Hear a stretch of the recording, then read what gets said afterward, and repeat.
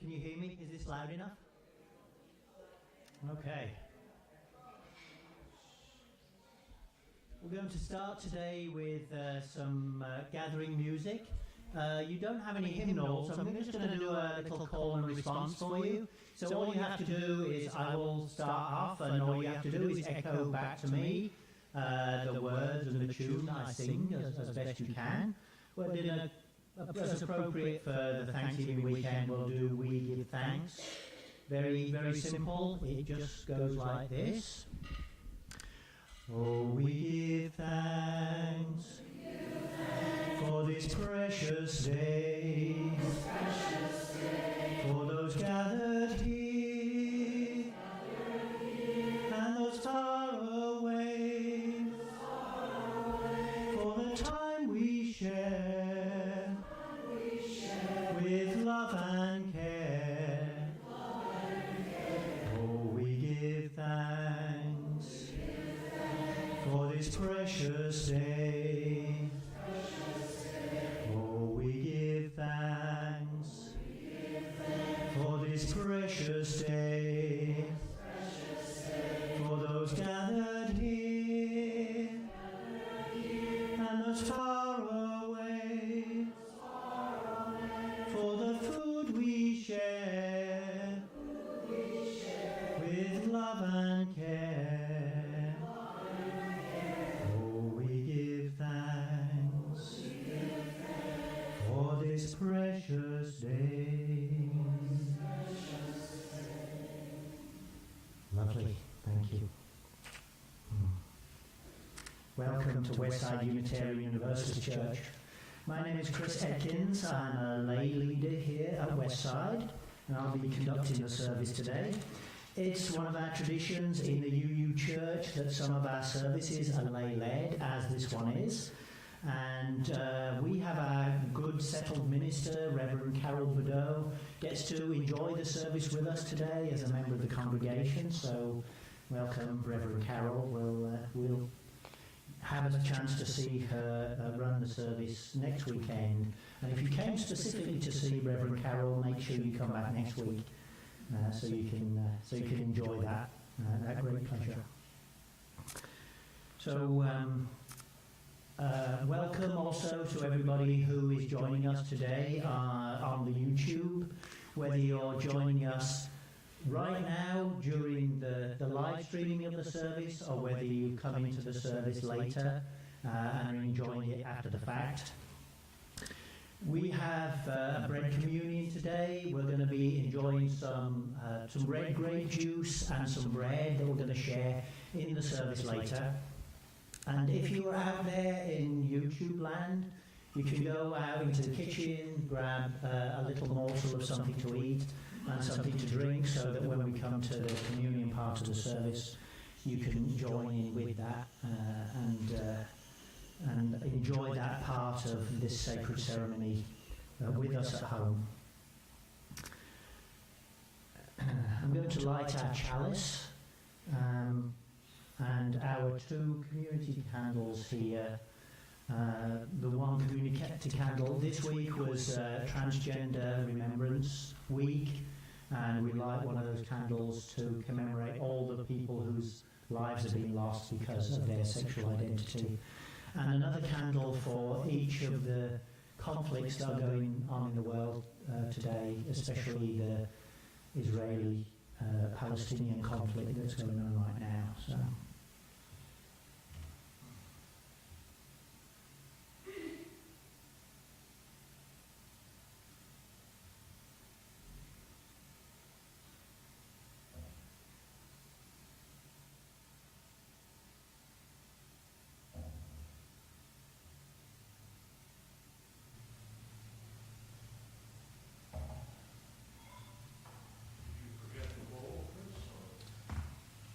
I've yet to do the bowl. Here is our chalice lighting words by Katie Gelfland. We celebrate our chalice as a symbol of gratitude as we celebrate the abundance of our lives together. In this sanctuary we harvest bushels of strength for one another and offer our crop with hands of compassion and generosity. In the authentic and gentle manner of our connections, we cultivate a simple sweetness to brighten our spirits. May we be grateful for the ways we nourish and uplift each other, for it is the sharing of this hallowed time together that sustains us. And if you'd like to settle into a contemplative mood, settle into your chair, I will ring the singing bowl to bring us into our sacred time together.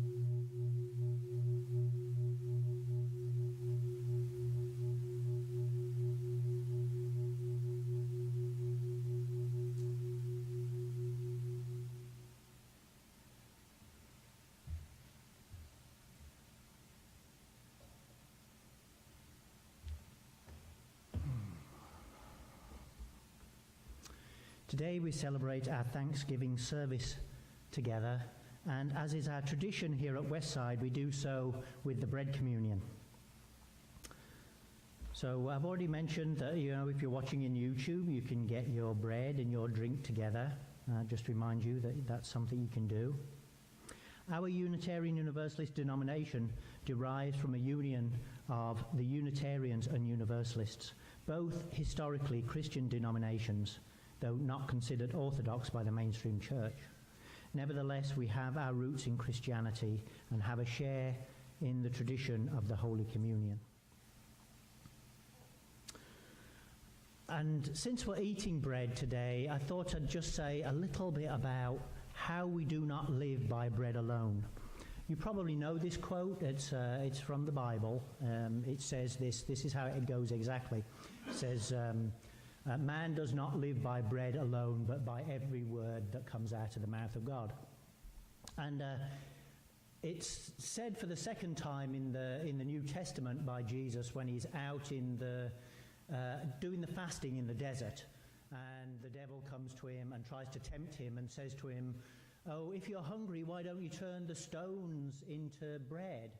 And he says, it's written that man does not live by bread alone, but by every word that comes out of the mouth of God.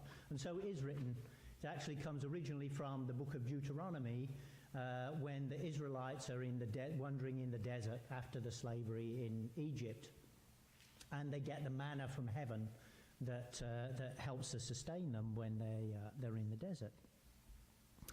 So I like to think of, when the devil comes to Jesus in the desert and he says, you could turn the stones into bread. He's, well, I could totally do that if I wanted to, but, I don't want to. So, but he says this, man does not live by bread alone. So putting aside the words about, that we live by every word that comes out of the mouth of God, we'll put that aside for now. But I want to talk a little bit about how we don't live by bread alone, and maybe come back round to the second part of it, that a little bit and see if it makes more sense.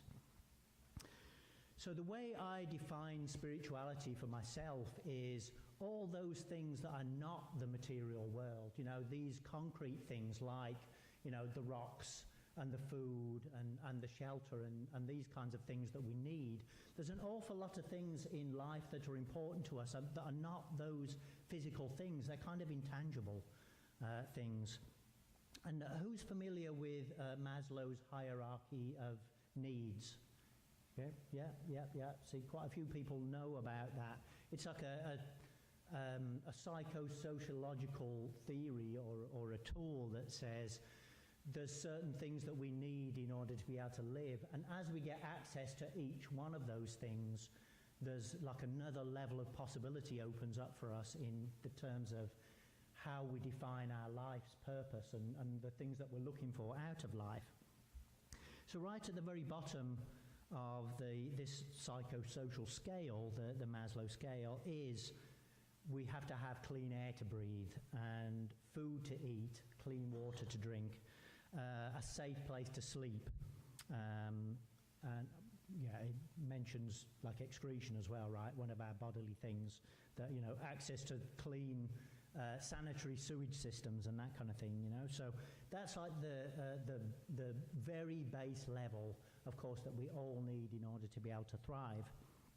And as we get access to those things and we get secure access to those things, certain other things become our priority. So security of employment and of resources, of morality, the family and property that we own. And going above that level, once we have access to those, friendship and family. And going above that level again, self-esteem, confidence, achievement of things in our lives, respect for others, and be respected by others. And according to Maslow, at the very top of the scale, that they call self-actualization, is creativity, spontaneity, problem-solving, lack of prejudice, acceptance of facts. So I think you'll notice if you kind of come at this that there's like 5 levels to this pyramid, and only one of them is about these physical things that we need, the food, the air, the water, etc. So even here in our scientific, physical, materialistic representation of reality, we can recognize that in actual fact, you know, these basic things in life are only like the very basis of things. And once we've got access to those things, we need all these other things, which I would say are kind of in the spiritual realm, right? They're what goes on in our head, our thoughts and emotions, our relationships with other people, and the ideas that we have about our purpose in life that are kind of outside these physical things. So if we kind of go back to that physical thing, even these basic physical needs are not fully in the physical realm. Here in UU World, we recognize that we couldn't even have the food that we eat and the air that we breathe without this interdependent web of life on which we all depend. We rely upon plants to provide our oxygen and our food. Some of us who enjoy eating meat rely upon animals to provide our sustenance for it. And it's in relationship to all these things of the earth that was, you know, populated before we even came into existence, and all these things were, you know, came into existence before we did. We could not live without all of those things on which we depend. Going even a little bit deeper than that into the world of physics, we've got these basic things, you know, physics tells us we have these things, the basic building blocks of matter, whether we consider them to be the electrons and the quarks that make up the atoms, or the waving fields, you know, that underlie all of that, the electromagnetic, the strong nuclear, the weak nuclear, and the gravitational forces that underlie all of the matter that we have. But even given that we have all of these things, the way that these things are arranged is vitally important in order for life to be able to come into existence. Now, if the matter wasn't arranged so that, you know, the hydrogen was in the sun and the rocks were underneath our feet, we would not have a world to live in. And as life developed on our planet, and, you know, we got these genes that we have inside us that have the information about that was found or discovered through trial and error over the course of all these hundreds of millions of years that life has existed. It contains all the information about how we can reproduce ourselves, how we can survive and adapt to the environments in which we live. And this is actually not kind of like physical stuff, it's information. And that information, to my mind, is also in the realm of the spirit. It's kind of hard to put your finger exactly and precisely on on what that is, it's kind of not quite real in some ways, you know.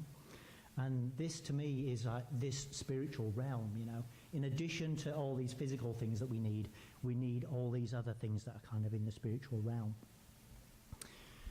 When we engage in our bread communion and we share all these things equally, everybody's welcome to participate in this ritual. When they used to do this in the early Christian church, there's a little thing in the Bible where Paul says he's admonishing the people in the church who they said, some people bring their own food in and sit off in a corner somewhere and eat their own food, and they don't like share it with everybody else. Which makes me think that the early communion was more like one of our potluck lunches, you know, where people brought in their food and they all shared their food, whatever they had to eat, together with the community. And through that communal sharing of food, they created that community by eating together and sharing, creating these relationships with each other that was the church, and that created these binding ties between them that kept them going and kept them associating with each other. So when I come back round to this idea of, you know, we don't live by bread alone, but also by every word that comes out of the mouth of God. To me, that is like, we have these physical things that, you know, make up the universe, but it's the relationships between them, the spiritual connections that they have to each other that give them life and meaning. It's not the physicality itself. It's the information and the relationships that underlie all that physicality that gives us life, that gives us the reality of our existence, not just a physical artifact, right?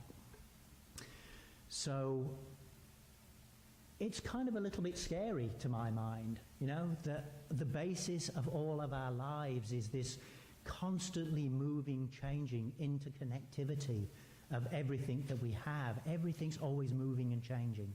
Our relationships are always moving and changing.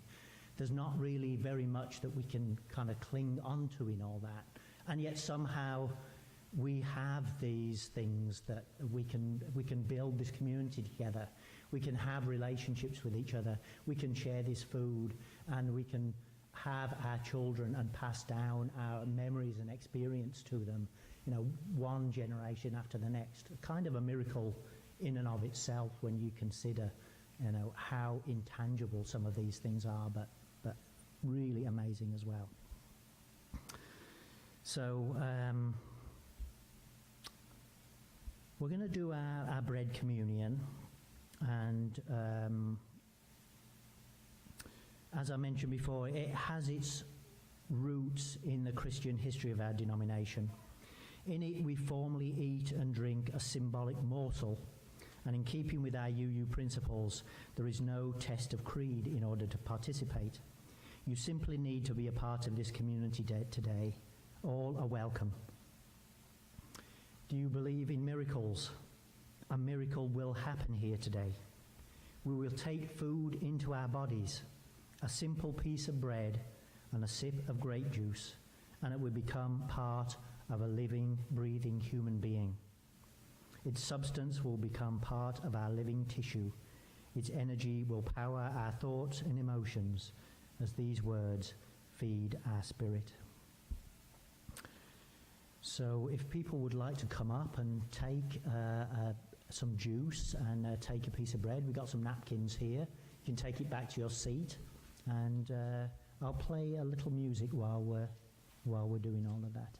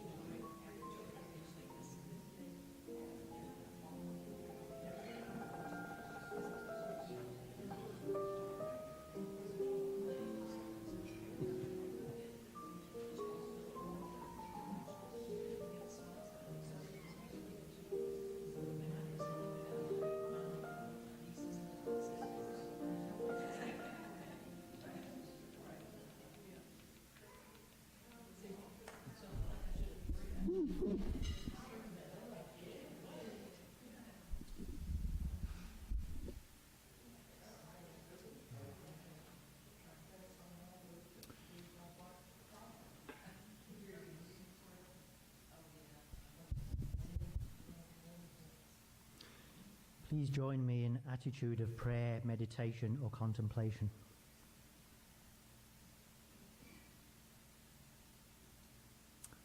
Spirit of life, we gather in a spirit of gratitude today.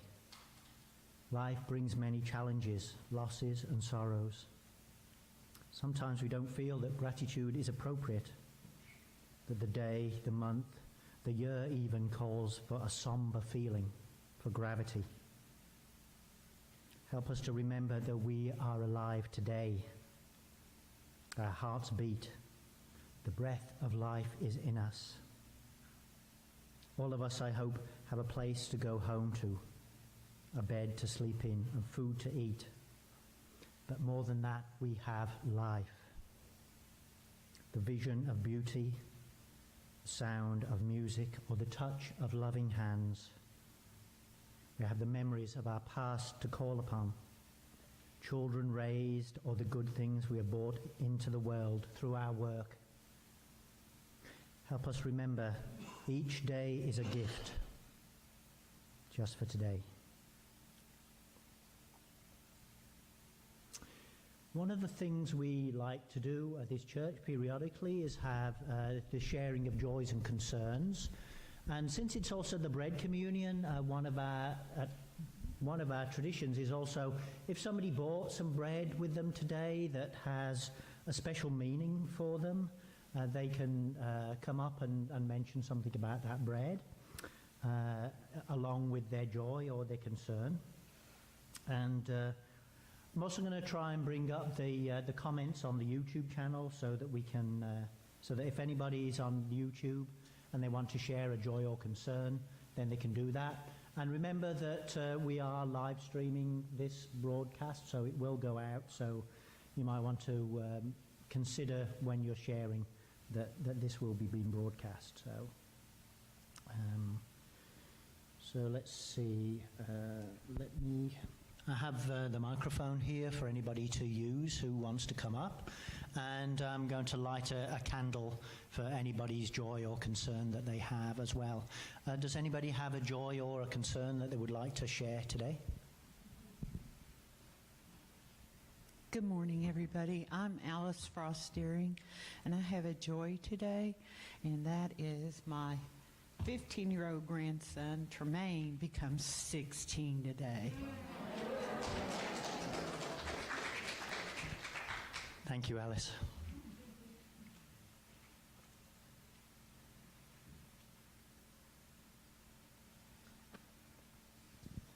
Anybody else? I will mention while I'm here that I bought in bread today. I bought in some store-bought King's Hawaiian bread because it was, my wife and myself had our 25th wedding anniversary in April of this year, and we took one of those once-in-a-lifetime vacations to the big island of Hawaii.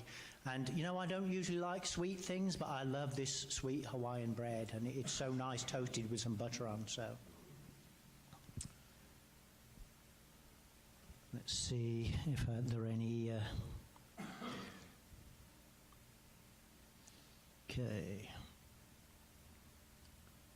Okay, Curtis has shared on the chat that one of her gratitudes is always the ability to attend these services remotely. And Curtis also has a sorrow.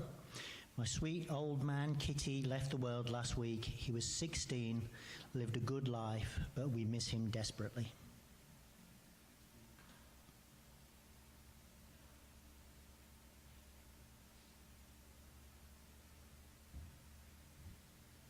Anybody else? Then I will light one final candle for all. Oh, go ahead, David.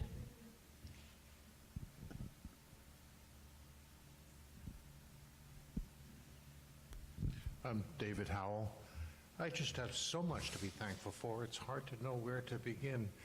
But I'm thankful that I'm still capable of learning and putting behind me mistakes that have been with me for 80 years.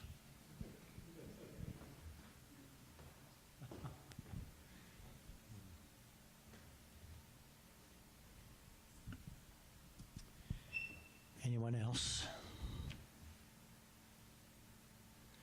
Very well, I'll light one final candle for the people who could not be with us today, and for all the joys and concerns that are silently expressed inside of our minds today that we didn't want to share openly.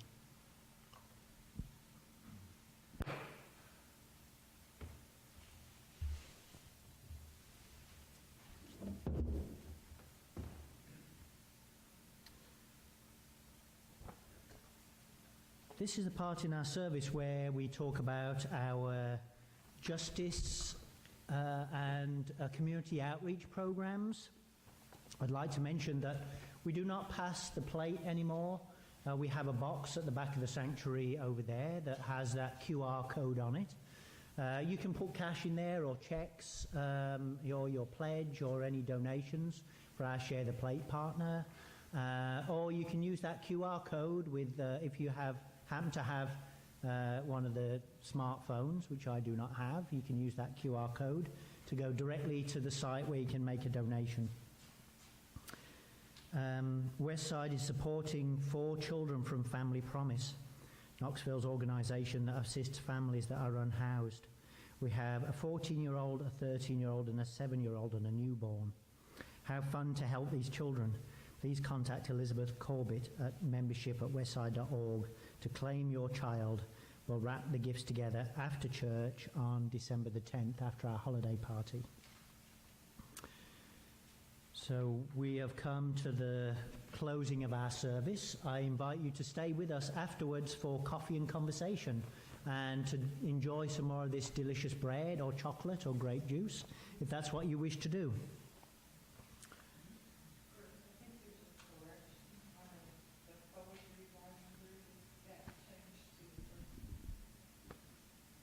Oh, there's a correction to one of the announcements for the poetry writing group, Alice says.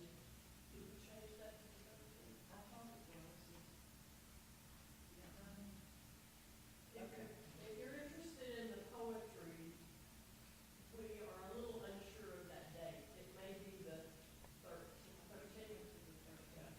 Yeah, if you would like to attend the poetry writing workshop, we think the date in the order of service may be off, but you can see Alice or Ellen or Elizabeth, and they will set you straight as to when that's happening. So, just like David, you know, we always have the opportunity to correct our mistakes, thank goodness. I will extinguish our chalice, but not the light of love and the warmth of community that we take with us out into the world. In this season of waning light, may the light and warmth of this chalice go with you through the week. May it be a light of love, compassion and hope to all you meet on your journey. Go in peace. Thank you.